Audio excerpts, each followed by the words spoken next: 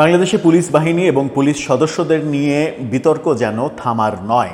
অতীতে বিভিন্ন সময় আমরা দেখেছি পুলিশকে রাজনৈতিক হাতিয়ার হিসেবে ব্যবহার করতে এবং পুলিশও হাতিয়ার হিসেবে ব্যবহৃত হয়ে কখনো কখনো, সবাই না, কিছু কিছু পুলিশ কর্মকর্তা, পুলিশ সদস্য সেই হাতিয়ার হিসেবে ব্যবহার হওয়ার ফলে নিজেরা গর্বিত হয়েছেন এবং সেই ব্যবহার হয়ে নিজেরা বেশ অর্থ সম্পদের মালিকও হয়েছেন। এই কারণে আমরা দেখেছি যে আওয়ামী লীগ সরকারের বিভিন্ন পুলিশ কর্মকর্তাদের বিদেশে পালিয়ে যেতে হয়েছে পরিবর্তিত প্রেক্ষাপটে এবং অনেককে জেলেও যেতে হয়েছে, এমনকি পুলিশের প্রধানকে, সাবেক প্রধানকে পর্যন্ত জেলে যেতে হয়েছে। কিন্তু তারপরেও, এরকম ঘটনার পরেও পুলিশের আচরণে খুব একটা পরিবর্তন কি আমরা দেখছি? এই যেমন গতকালকে একটা ভিডিও ভাইরাল হলো, পুলিশের এক অফিসার, তিনি বিএনপি নেতার পায়ে হাত দিয়ে সালাম করছেন এবং কুর্নিশ করছেন, সম্মান করছেন, করে সালাম টালাম করে তাকে গাড়িতে তুলে দিচ্ছেন। এই ঘটনা খুবই তড়িৎ সরকারের কাছে পৌঁছে গেছে এবং সরকার সেই পুলিশকে ক্লোজ করে ফেলেছে। এটাও কি বিএনপির জন্য একটা বড় সিগন্যাল যে পুলিশ বিএনপির পক্ষে গত 15 মাসে বিভিন্নভাবে কাজকাম করলেও এখন আর কাজ করতে পারবে না?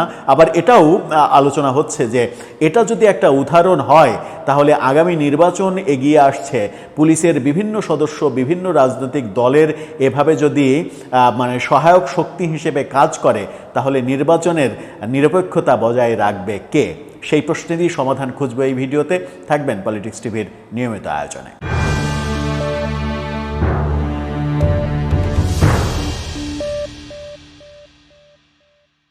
দর্শক, বলছিলাম পুলিশ বাহিনীর কথা। পুলিশ বাহিনীর রাজনৈতিক কর্মকাণ্ড যুগে যুগে, কালে কালে, বছরে বছরে, মাসে মাসে, দিনে দিনে যেন পরিবর্তন হওয়ার কোনো লক্ষণই দেখছি না। যেমন বলছিলাম, গতকালকেই একটি ভিডিও ছড়িয়ে পড়েছে।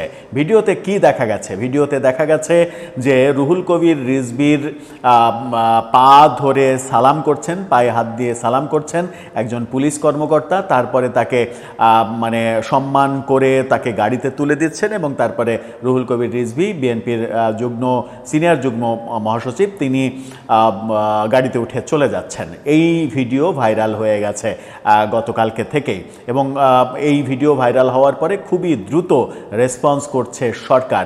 এই যে খুবই দ্রুত রেসপন্স করা, বিএনপি নেতার পায়ে হাত দিয়ে সালাম করা, এর বিনিময়ে ওই পুলিশ কর্মকর্তাকে ক্লোজ করে ফেলা হলো, ওএসডি করে ফেলা হলো। এই ঘটনা কি বার্তা দিচ্ছে? গণমাধ্যম কি বলছে? কালবেলার শিরোনামটা দেখলেই বুঝতে পারবেন।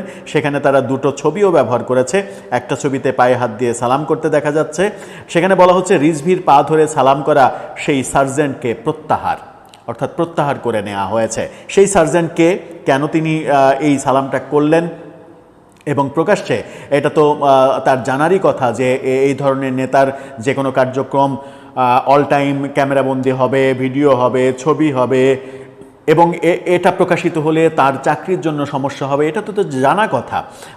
কি বলছে গণমাধ্যম বলছে, বিএনপির জ্যেষ্ঠ যুগ্ম মহাসচিব রুহুল কবির রিজভীর পা ধরে সালাম করা ট্রাফিক পুলিশের সার্জেন্ট আরিফুল ইসলামকে ক্লোজ করা হয়েছে।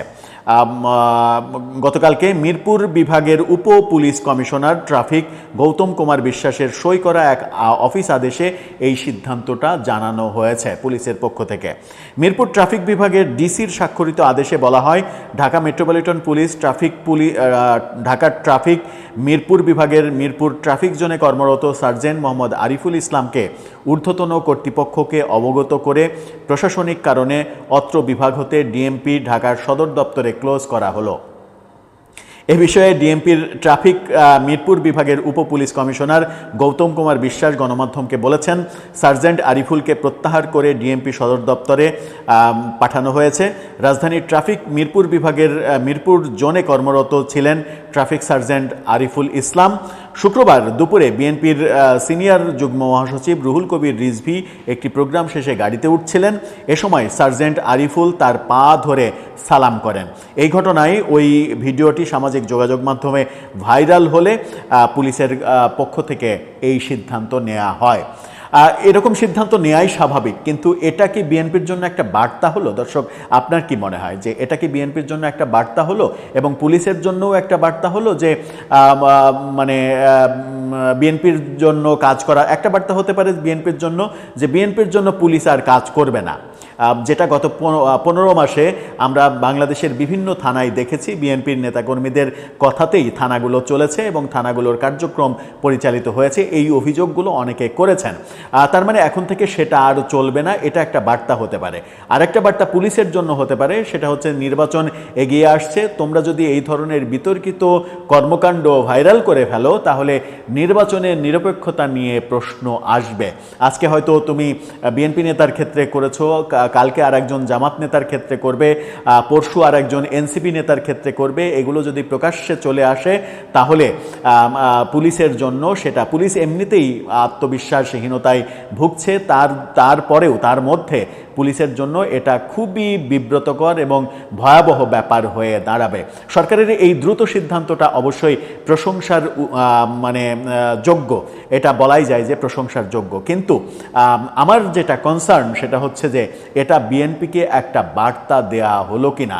পুলিশকে বার্তা দেওয়া হয়েছে হয়তো, কারণ এরকম ঘটনা এই প্রথম যে ঘটছে যে রুহুল কবির রিজভীকে পায়ে হাত দিয়ে সালাম করেছে, হতে পারে তিনি একসময় ছাত্রদল করতেন, তার শ্রদ্ধার একজন নেতা সামনে পেয়েছেন, আবেগ সামলাতে পারেননি, পায়ে হাত দিয়ে সালাম করেছেন।